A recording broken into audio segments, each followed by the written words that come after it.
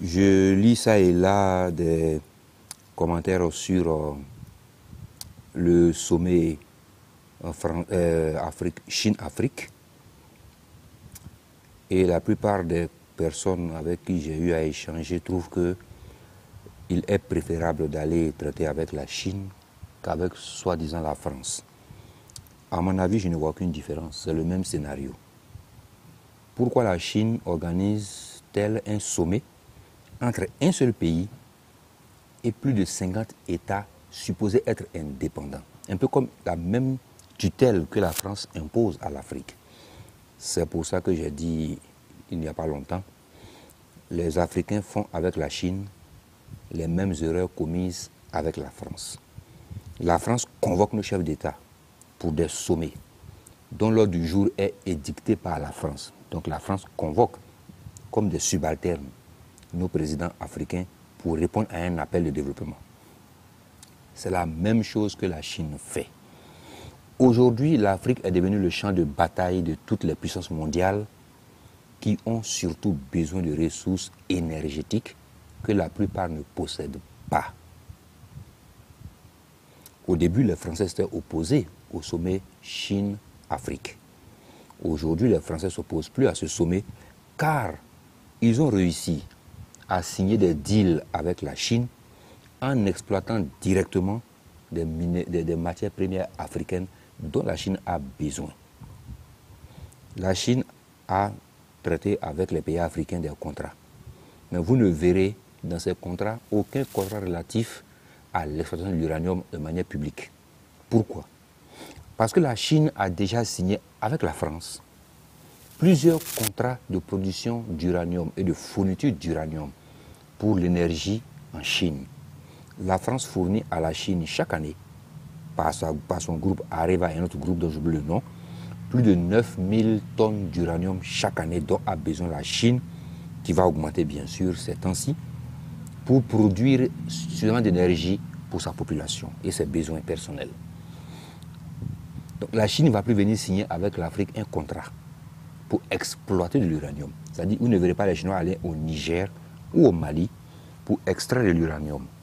La France a déjà ce marché avec la Chine. Donc la Chine va toujours cautionner la France tant que la France va exploiter l'uranium qui doit servir à fournir l'énergie à la Chine. Donc ce sommet Chine-Afrique n'est rien d'autre qu'une perpétuation de l'hégémonie des puissances industrielles sur ceux qui refusent de développer leur industrie. L'Afrique est en retard. L'Afrique est en retard pas parce qu'on pille forcément ses ressources. Ce n'est pas la cause principale du retard de l'Afrique.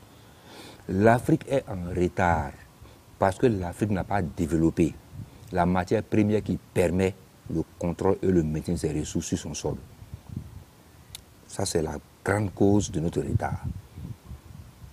Nous n'avons produit aucun cadre technicien qui va nous permettre d'utiliser nous-mêmes nos propres ressources énergétiques et les vendre avec la plus-value.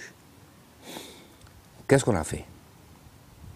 On a en 60 supposé être indépendant, même si ce n'est pas le cas, mais on s'est trouvé dans une situation qui nous a obligés, dès le départ, à opter pour les cultures pérennes, les cultures qu'on appelle cultures industrielles, comme le cacao, le café, la banane, l'ananas et autres, l'EVA. Pourquoi on a été contraint de faire ces cultures? Quand De Gaulle va en 1945, en 1944 au FMI, déclarer la monnaie française comme monnaie au FMI, qui lui permet donc de rentrer dans le conseil du FMI et la Banque mondiale suite aux accords de Bretton Woods, il déclare la monnaie franc français et la sous-monnaie franc français colonial qu'on appelle le franc CFA et le CFP. Le FMI donc connaît que la monnaie française et la sous-monnaie française. La sous-monnaie française CFA, on en a plusieurs fois débattu de pourquoi ça existe. Donc quand on est devenu indépendant, sur le plan de la gestion de l'administration du territoire par des employés coloniaux, on n'a jamais obtenu une indépendance économique. C'est normal, puisque le oui au référendum de 58 nous disait que opter pour le oui au référendum de 58 nous interdisait d'avoir une économie autonome, une diplomatie autonome une politique étrangère autonome et une armée autonome. Les seules choses qu'on avait comme autonomie, c'était de choisir de parmi les candidats de la France celui qui va nous diriger. Ainsi donc, notre monnaie n'a jamais existé en tant que telle. C'est pour ça qu'elle n'est pas reconnue autre en dehors de la zone dans laquelle elle est émise. La France est donc engagée à garantir cette monnaie. Mais en contrepartie, la France est engagée à fournir sur le marché mondial les ressources énergétiques qui sont dans ces pays qui ont cette monnaie. C'est sur la base de cette présentation, de cette richesse, que la France s'est retrouvée assise au poste de DG du FMI. Le FMI achète des monnaies et les revend. C'est son travail. Le FMI ne fait aucun prêt à personne. C'est un usurier qui achète la monnaie et qui te le revend, et qui te la revend. Donc si la Côte d'Ivoire veut des dollars, la Côte d'Ivoire va vendre ses CFA en euros aujourd'hui pour acheter des dollars. Quand elle va vouloir rembourser, elle va revendre les dollars en euros pour pouvoir les retourner en dollars à ceux à qui ils ont emprunté. La Chine est rentrée dans... Parce que le FMI est composé, on peut dire, comme d'un panier de monnaies. Et les monnaies reconnues sont l'euro, le dollar, et je ne sais plus quelle autre monnaie. En tout cas, c'est les deux monnaies qui étaient reconnues. Et les Chinois ont menacé les Américains de sortir de tout ce groupe pour créer leur propre groupe à part, avec la Russie, bien sûr, qu'on appelle les pays du BRICS. Les Américains ont donc cédé que le yuan chinois soit comptabilisé dans le panier des monnaies du FMI. C'est ce qui permet aujourd'hui à la Chine d'avoir l'audace de convoquer nos chefs d'État pour des sommets. Vous verrez bien que les Chinois ne donnent pas leur crédit en yuan. Ils le donnent en dollars toujours. Remarquez bien. Ils te forcent à prendre leur argent en dollars. Ce qui crée une plus-value sur leur yuan. Quand ils vont la dévaluer, quand tu vas vouloir retourner l'argent, tu vas payer plus. Ils ne sont pas idiots. Ils te prêtent 1 million de dollars. Ils te disent qu'il faut nous rembourser en yuan après. Il faut d'abord convertir le dollar en yuan et ce jour, ils déprécient la monnaie pour que tu payes peut-être plus de 2 millions de yuan. Comme ça, ils font.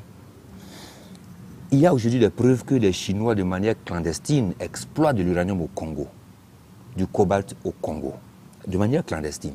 Et ce n'est pas des petites quantités que ces Chinois ont. Ils ont construit une ville fantôme pratiquement en Angola, contre du pétrole, c'est-à-dire contre de l'énergie. Ils en ont proposé au Soudan qui a refusé. Ils ont aidé aujourd'hui le Rwanda à s'en sortir. Mais à quel prix? Parce que, c'est vrai, les Rwandais essaient de progresser. C'est pour ça que Kagame a compris très vite que la première ressource d'un pays, ce n'est pas les ressources qui sont le sol, c'est les ressources intellectuelles. C'est pour ça que Kagame est en train de construire une université intellectuelle dans son pays. La plus grande richesse d'un pays ne sont pas son pétrole ou son diamant. La plus grande richesse d'un pays se trouve être sa capacité intellectuelle à créer des mains. Les Coréens n'ont rien dans leur sous-sol, mais exportent 4 fois plus que les Russes, qui sont même chose que les Africains en matière de possession de biens matériels du sol, de la terre, parce qu'ils ont acquis la connaissance technologique. La seule matière première qui ne périme jamais, qui ne finit jamais, c'est la maîtrise de la connaissance technologique. Tout ce qu'on a comme pétrole, bois, EVA et autres, ça finit. La preuve, aujourd'hui en Côte d'Ivoire, on a même plus de 2 millions d'hectares de forêt. On sait ce qu'on avait à l'indépendance. Donc ça finit là, le bois. Ça va finir. Même le pétrole qu'on a va finir. Aujourd'hui, l'Arabie Saoudite est en train de faire du Hajj et de la Umrah, la première devise de recette du pays, parce que le pétrole est en train d'avoir des problèmes. On voit donc très bien qu'à la longue, qu'on le veuille ou non, seuls les pays qui vont développer la technologie et la maîtrise et le savoir-faire technologique en produisant des cadres techniques, c'est eux qui vont vivre. Les autres vont devenir esclaves. Alors que les Africains ne produisent aucun cerveau. Quand ils en produisent un, eux-mêmes ils le chassent pour aller en Europe. Quand il est en Europe, ils travaillent dans un centre de recherche national et de recherche technologique en Europe. Et quand les Européens l'ont bien formé, qu'ils veulent le mettre quelque part en Afrique pour un truc important, ils vous le ramènent et vous imposent que vous le nommez ministre. En tout cas, il ne fait plus de recherche chez vous. Quand il revient en Afrique, il n'est plus un chercheur. Il vient pour occuper des fonctions administratives. L'Afrique, donc, même quand ses fils y retournent, ne bénéficient point de leur savoir-faire. Tant que les pays africains vont continuer à vivre que de leurs recettes en se basant sur on pille nos ressources premières, les Africains ne vont jamais se développer. Dans 1000 ans, si on continue le même raisonnement, on sera encore en train de se bagarrer pour du cobalt. On sera encore en train de se bagarrer pour du pétrole. On sera encore dans des groupes, des milices dans des zones pour contrôler le diamant. Il y a un pays qu'on appelle le Swaziland, un pays d'Afrique australe, un tout petit pays qui détient les plus grandes réserves de diamants au monde. Ils ont des présidents qui ont le savoir-faire. Les premiers présidents qui ont découvert le diamant ont tout de suite compris que le diamant va finir un jour. Ils ont donc pris les recettes de diamant que pour former des cerveaux. Ce pays-là, dans un siècle, on va tous y immigrer pour aller travailler. Aujourd'hui, c'est le pays qui produit le plus de cerveaux techniques en Afrique. Beaucoup ne le savent pas. Après eux vient le Zimbabwe de Mugabe, qui a très vite compris que seule la maîtrise de la connaissance va donner aux Africains la liberté de demain. Donc, quand on s'assoit pour dire que ces présidents n'ont rien fait, oui, les Chinois qui sont là aujourd'hui en train de vivre dans ce luxe, ce n'est pas eux qui l'ont planifié, c'est Mao qui l'a planifié. Mais Mao est mort il y a longtemps. Comme pour dire, ce que des présidents ont fait aujourd'hui, ce n'est pas maintenant qu'on le récolte. C'est dans des siècles après, parfois même, des décennies après. Aujourd'hui, Poutine fait la même chose en Russie. Il est en train de construire le plus grand centre de recherche technologique. Il fait revenir en Russie tous les Russes qui sont partis après la crise de 90-92, la chute du mur de Berlin, qui ont fui la Russie. Il les fait revenir. Il y a plein de documentaires qui existent sur la question où on voit Poutine recevoir chaque année des jeunes qui reviennent en Russie parce qu'il est en train de créer les cadres favorables pour leur réinsertion et leur travail technologique en Russie, car il sait très bien que son diamant, son pétrole et tout, ça va baisser un jour. La preuve, quand le prix du baril de pétrole a chuté, tous les pays qui n'ont pas de cerveau ont souffert, comme le Tchad. Est-ce que vous avez entendu un jour que la chute du prix du baril de pétrole a affecté la Corée du Nord et la Corée du Sud? Jamais. Est-ce que vous avez appris un jour que la chute du prix du baril de pétrole a affecté la Chine? Jamais.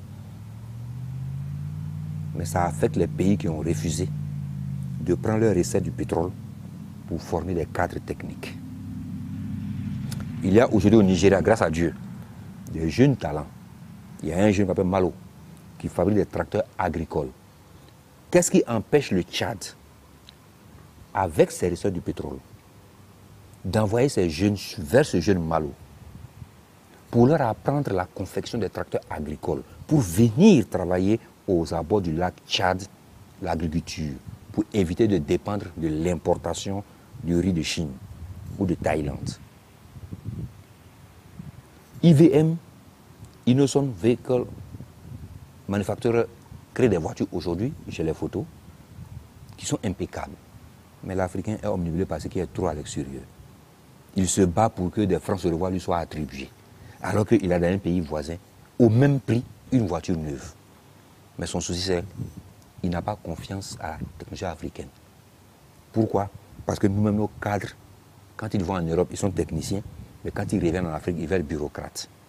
Donc, ils n'ont pas accès à cette connaissance de la technologie qui fait qu'eux-mêmes, ils doutent de ce qu'on fabrique en Afrique. Il y a un jeune au Cameroun qui fait les meilleurs drones. Mais d'autres te parlent de acheter un drone aux États-Unis ou bien en Europe. Pourtant, dans son propre continent, on fait des meilleurs drones, plus solides. Il y a un au Niger, le petit-fils de Séni Kounché, qui fait des drones. Au Ghana, aujourd'hui, des applications agricoles pour suivre la météo et les récoltes possibles sur le territoire, qui permettent donc à l'État d'anticiper sur les récoltes les prix des matières premières. On voit donc que l'Afrique veut bouger, mais il y a quelque chose qui manque. Il manque quoi? Il manque que les jeunesses africaines se dissocient des gouvernements et évoluent dans un cadre privé, intérieur à eux, sans se préoccuper des décisions gouvernementales tant qu'elles n'empêchent pas leurs activités de se faire. Je prends un exemple. On est plein de panafricanistes. On sillonne le monde à haranguer les foules. Oui, ça c'est bien beau. Mais je crois que la première des choses qu'on doit faire en tant que panafricaniste, ce n'est pas d'arranger les foules. C'est d'avoir même sur soi un téléphone qu'on appelle VMK de la République centrafricaine. Et non un iPhone ou un Samsung. C'est par là qu'il faut d'abord commencer nous-mêmes. On doit avoir sur nous des chaussures qui sont faites en Afrique ou par des Africains qui sont en Europe. C'est par là qu'il faut commencer. On doit avoir sur nous des drones qui sont fabriqués en Afrique. Nos qui sont en Afrique, qui sont en Afrique, doivent commencer à aller acheter des véhicules à IVM. Et non plus rouler dans les voitures européennes, alors qu'ils critiquent les voitures, le système européen, disons le système occidental impérialiste. Il faut d'abord que nous-mêmes commencions par accepter que nos chefs panafricanistes commencent à consommer les produits de l'Afrique. Il faut créer le marché intérieur de l'Afrique. C'est ce qui va nous donner la force devant les pays comme la Chine, devant les pays comme l'Union européenne, devant les groupes comme l'Union européenne et devant les États-Unis et la Russie. La Chine ne vient pas en Afrique en ami. La Chine est une grande consommatrice d'énergie, qui a plus de 1,5 milliard d'habitants, qui vient de lever l'interdiction de faire un couple et un enfant, donc qui d'ici 50 ans va augmenter sa population rapidement. Et cette population modernisée a besoin d'énergie. C'est la raison pour laquelle les Chinois ayant vu avant et nous aimant pour pas de l'argent, nous ont proposé des marchés futiles. On apprend qu'ils ont offert 60 milliards de dollars aux pays africains. Bon, pour la Côte d'Ivoire, on dit que c'est 1800 milliards de francs CFA. C'est une dette qu'il va falloir rembourser. Ça, c'est une certitude. Comment on va la rembourser et à quoi c'est ces dettes? Je vais l'expliquer dans la seconde partie pour ne pas faire trop long. Et puis, on va ensemble analyser pourquoi. C'est vrai, le président Alassane Ouattara a construit le pays un peu, ce que je vois. Mais il y a quelque chose qui est au-delà qu'il faut voir, qu'on va discuter dans la seconde partie.